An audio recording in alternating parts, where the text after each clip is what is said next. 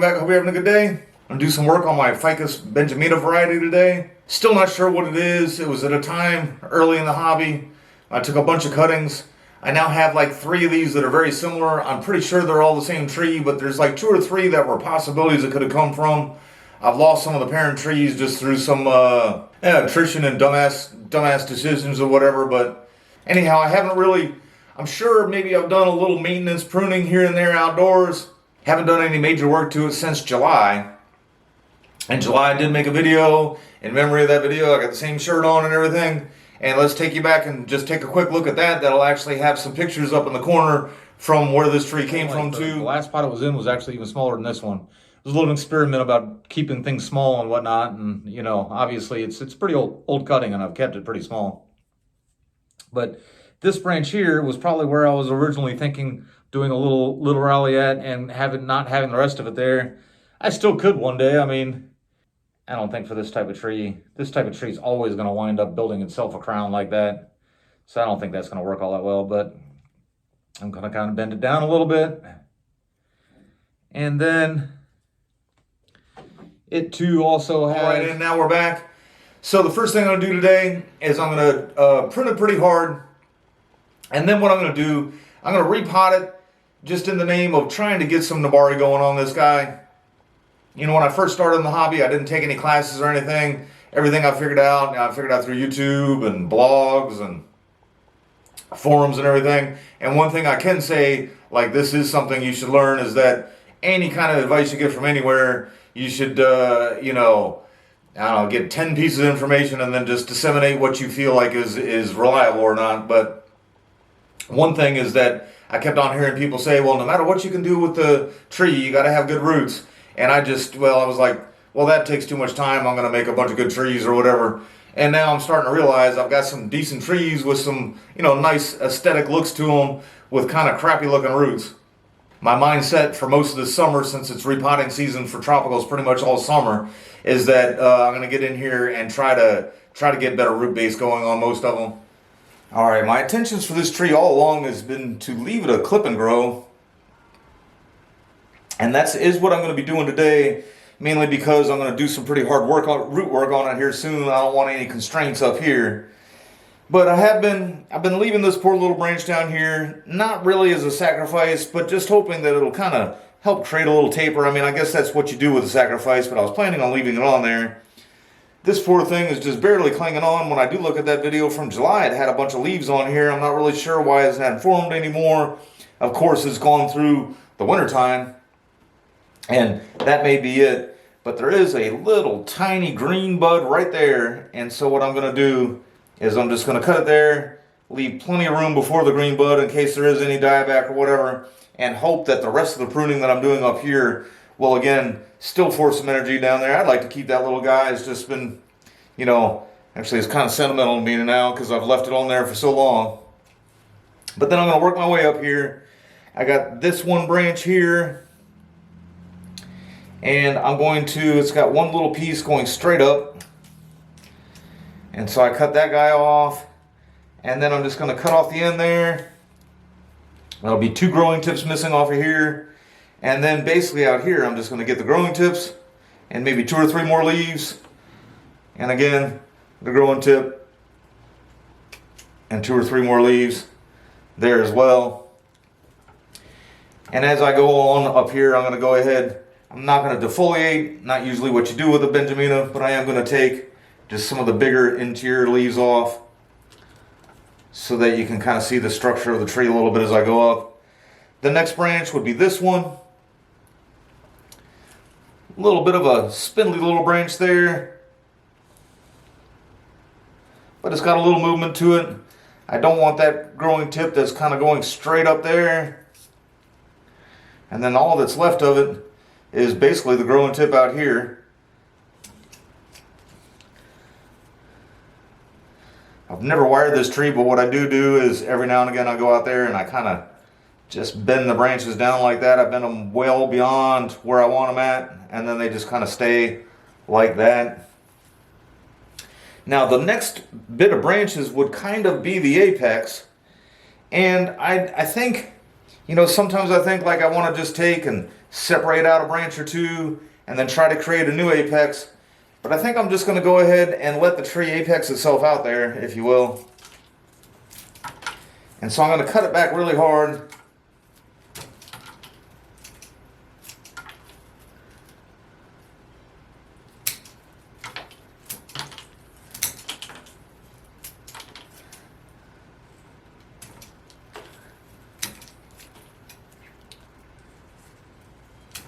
If I was going to try something like this on a microcarpa, I'd cut it back hard like that and then also just defoliate the entire thing.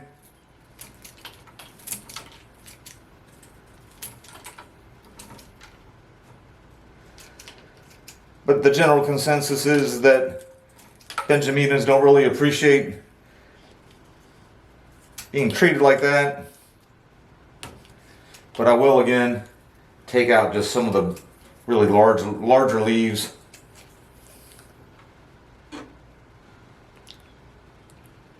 And then also, definitely don't want these ones kind of growing straight down either.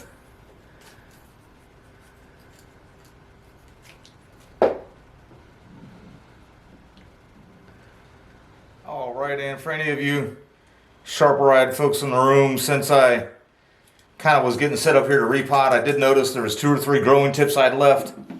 Kind of had a little bit of some uneven stuff going on there, so I did clean it up just a little bit. But there you can see kind of the ramification of what's in the crown there and everything a little bit better. I also did catch a couple more growing tips up there, so I took them out too. So now, when I repot this, I may put it right back in here, kind of depending how hard it is to get it out of this lip. This pot has a lip, but it's not a very deep lip. I noticed some pots have lips that have like a cutting lip almost over that's really sharp. This one just has a very small one, so I may just put it back in here. I like the feet, and I've just been kind of used to seeing this pot in here. I've got several others that are same size, but a little bit more shallow, and this guy is still, you know, it's not, you know, a showpiece by any means, so I don't know if I really want to put it in one of those just yet. I think this one, you know, some of those I paid, well, more money than I've ever paid for a tree for or whatever, but this guy was like $3, so see how this goes here. Been in here about 1.5 years. And part of the idea of me taking this cutting, I mean, like, all 3 of these that I have in the playlist now are all cuttings taken about the same time. This was the smallest cutting, but I've been keeping this one in a small pot in its entire life. This is as big as it's got. Where the other ones were just a little bit bigger, but I, you know, had one over a rock. I kind of abandoned that one over the rock because it looked like big potato roots just hanging out over the rock and everything, but this one I've been able to keep really small.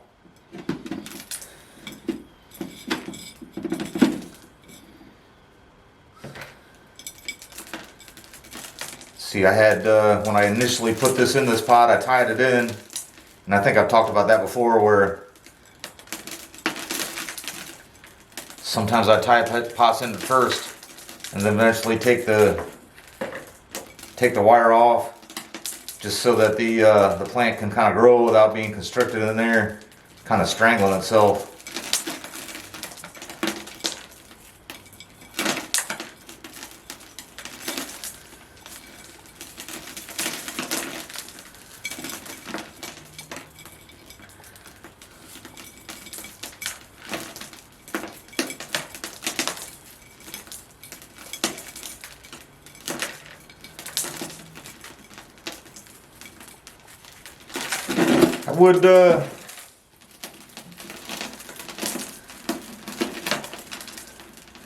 I would get my bowl out to set it on here and rake these roots out a little bit better, but I'm fairly certain I'm going to go ahead and bare root it.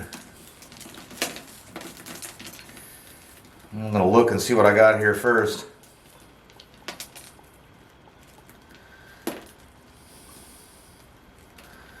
Alright, so even before, I actually think bare rooting is going to be unnecessary, but even before I was planning on doing this today, This one is just way too high up there. It's got some decent roots under it there. So I'm going to pop that guy off right at the trunk. And that should heal itself over no problem. Does make it a little unbalanced. I'm enjoying the species just because it's very very fast growing. And so you can make some mistakes and kind of correct it over time. The biggest thing I dislike about it is like when I tried to put that one over a rock, this guy's older sister, brother, or however you want to put it, is that it gets the carrot-like roots there, which of course, you know, that would be buried. But at the same time, not the prettiest looking thing. And so this one's coming off straight, and then all of that would be, you know, covered up. This one's kind of coming off at a bit of an angle. I did break it, but that fixed that fixed the angle on there, and I only broke it on one side. And if I can kind of plant that without disturbing it too much, it should be fine. Let's see, I guess, if I can do the same thing here. Because that one's crooked too. And if I can get that in the pot without disturbing it too much, that should straighten that one out. This one kind of straightened out without actually breaking. You could probably, I don't know if you guys could hear it, but I could see it breaking. I could hear it too, but that wasn't very loud. This one kind of straightened out some. The rest of them all seem to be somewhat behaving. Now the only thing is that kind of came out there a little bit to where now, if I decide to leave that on there, I can't really fit it back in that pot. And all the fine feeder roots are beyond that. So I might have to find one of those other pots that are just slightly wider than this one. Alright, so one of these pots, it's actually a source pot, but one of these pots was just a hair wider than another one, and without doing any more modifications to the roots, I was able to kind of get it in there, and it actually settles in there and has a pretty good hold of it. And so I know it's one of the biggest complaints I get, or people just give me a hard time about I don't tie every tree in, and I really just, if it's unnecessary, it's unnecessary. I have a shady spot I can put this where the wildlife can't get to it while it recovers a bit, and then once I notice it recovering, I have a sunny spot I can get without the wildlife being able to get to it. And then once it's recovered beyond that, these trees, they root themselves in so quick. I bet by, I mean, what is it now, the middle of March? I bet by middle May, or even towards the end of April, I'd be able to just pick it up by the trunk, and the pot will just stay with it because it's going to root itself in. So I don't worry about it. I mean, if you want to tie in every tree, tie in every tree. All right, this won't take much substrate at all.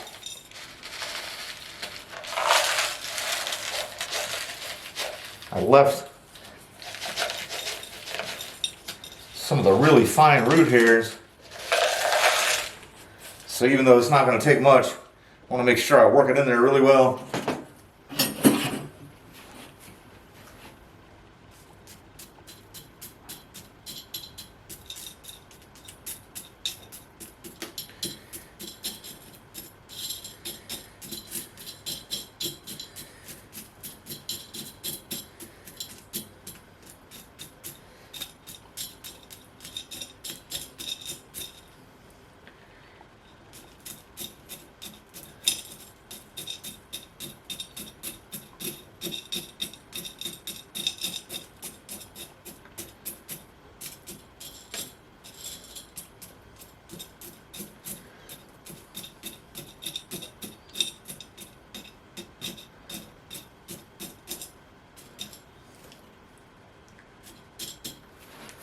All right, and I could use just a tad more there, a little bit more in this corner here. All right, and that's going to be just about it. Since I have it potted up a little bit higher, you can see some of the glory now. And since this pot doesn't have a lip, over time it'll probably wind up raising itself out of there a little bit, and that'll be about time when it's due for a repot, and probably just go a little bit wider, especially if I'm able to kind of develop that a little bit, fatten the roots up there some without them turning into little carrots again.